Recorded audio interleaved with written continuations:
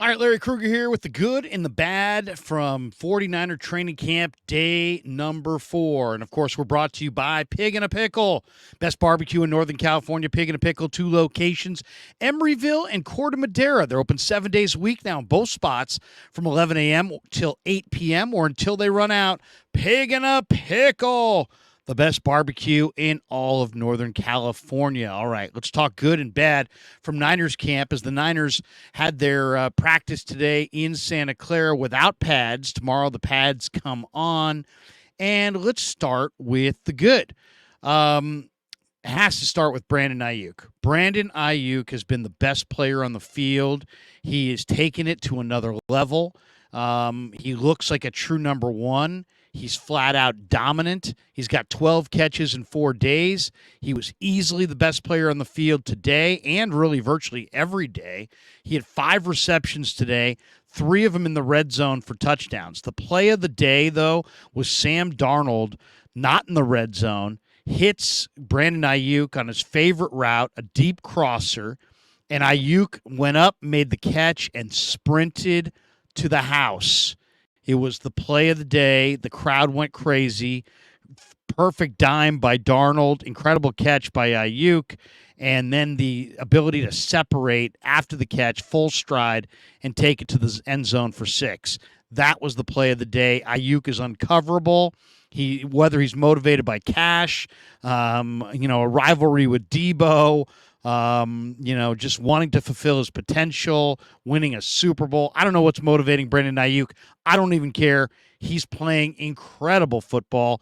As good a wide receiver as we've seen in a Niner uniform, maybe going back to Jerry himself. All right, what else were good today from day 4? Beyond Ayuk, Sam Darnold. Sam Darnold had his best practice, I thought. Darnold stepped up when there was pressure. He was decisive in his movements. He threw with confidence and accuracy. He was 8 of 10. He very much looked like the best quarterback on the field. He had a terrific day. Sam Darnold, if you didn't like Sam Darnold and you watched him today, you would think this guy's got major, major talent. So maybe maybe Kyle Shanahan's right, comparing him to Steve Young and saying that he's got star potential and so on and so forth. Maybe Darnold's going to become a star in the 49er offense. Who knows? He was easily the best quarterback today. Trey Lance was good today. He had a rough day on Friday. Today he began 4 of 4 and was on point. Really looked good. Started with the ones, threw strikes, didn't take a lot of shots down the field. A lot of it was underneath to Chris Conley. He had a touchdown pass to Chris Conley. He dumped it off to the backs, but he began 4 for 4, and I thought looked sharp. Why is it so positive? Why is that such a good thing? Well, 4 for 4 is always good. But Trey had kind of a bad practice on Friday where he looked like he was questioning himself and his confidence seemed to be wavering.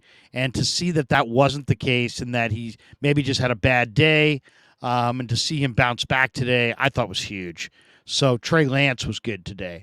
Braden Willis, he didn't make the catch, but he made a phenomenal diving effort at the goal line where he got horizontal, parallel to the ground, laid out for a ball right at the goal line in the red zone.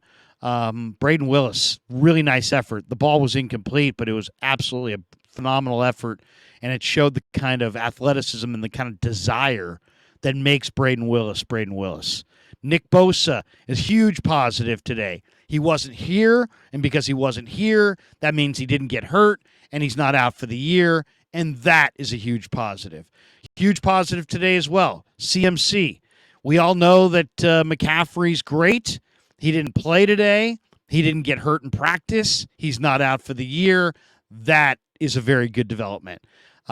Drake Jackson was a positive today. He covered Elijah Mitchell down the field, made a nice play. Drake's not going to be in coverage a lot this year, but he showed an ability to look athletic down the field, found the football, broke up the pass, and for a 270-pound defensive end, incredible work in coverage. D. Winters had a nice play in the backfield against Kalen Laburn, tackled him for a loss in the backfield. That was a highlight today. Kevin Givens had a real nice sack. Givens is an underrated player. We don't talk a lot about Givens, the Penn State defensive tackle He's got great pass rush ability, and he had a sack of Sam Darnold in this practice. Couple other positives that stood out. Jordan Mason, or I should say Jalen Moore, started at left tackle with Trent Williams sitting out the practice. Jalen Moore looks like he's in the lead for that left tackle, third swing tackle, left tackle, right tackle swing. So Colton's going to start at right tackle. Trent's going to start at left tackle. They need a third tackle. Jalen Moore looks to be leading that race for the third tackle. Curtis Robinson, the former Stanford linebacker, had a forced fumble, popped it out. Good play there by Robinson. Spencer Wagee would have had a sack.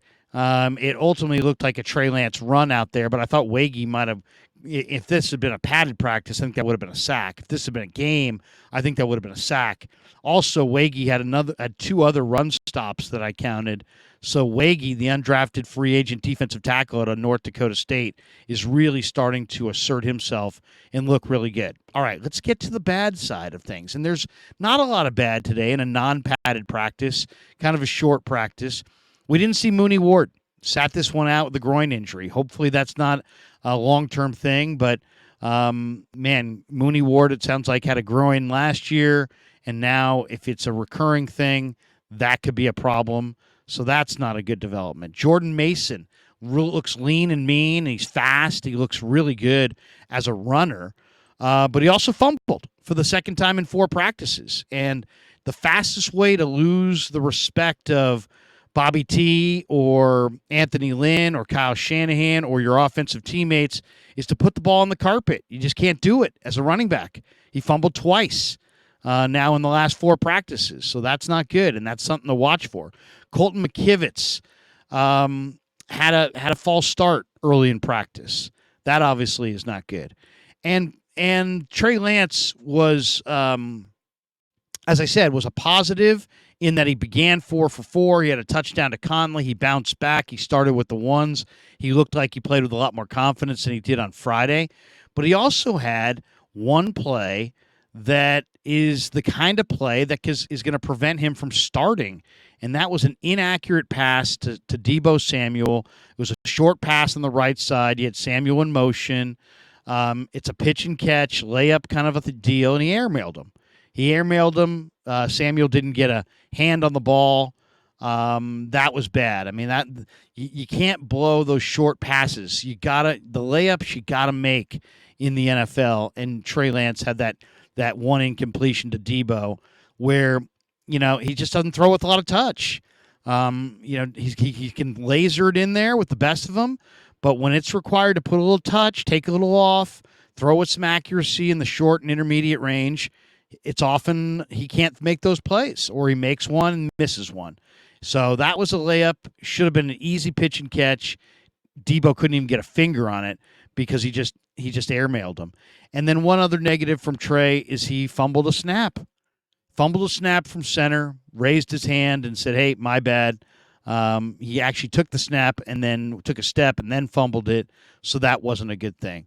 But overall, a lot of positives today in 49er camp. The biggest positives in my mind, Brandon Ayuk and, Brandon Ayuk, what he did, and then Nick Bosa and CMC are not hurt and not out for the year. So those are overwhelming positives. Tomorrow, Brock Purdy returns. The pads come on for the very first time. I think I'm looking forward to tomorrow's practice more than the beginning of camp, just because football is played with pads. And if you have pads on, it's football, and tomorrow there'll be pads on, and it will be football, and I will be there to watch every step of it and report back to all of you guys. So that was the good and the bad from day 4 of 49er training camp, brought to you by Pig and a Pickle. Best barbecue in all of Northern California. Have a great day, everybody.